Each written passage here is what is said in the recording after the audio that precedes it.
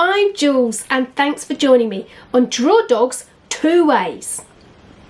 In this tutorial, I'll be showing you how to go about using brush pens or colouring pens to draw a stationary dog and a running dog.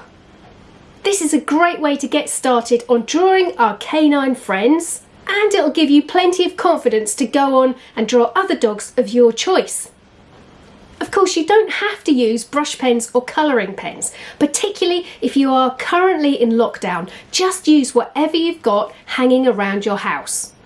But if you are using the same as me, then let's look at what you'll need.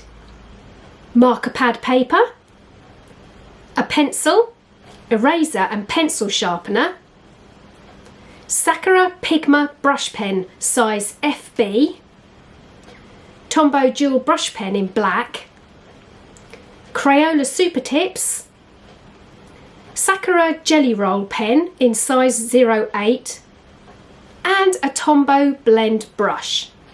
I'll put the links to all of the materials that I've used in a separate lesson, and that will be called Shopping List.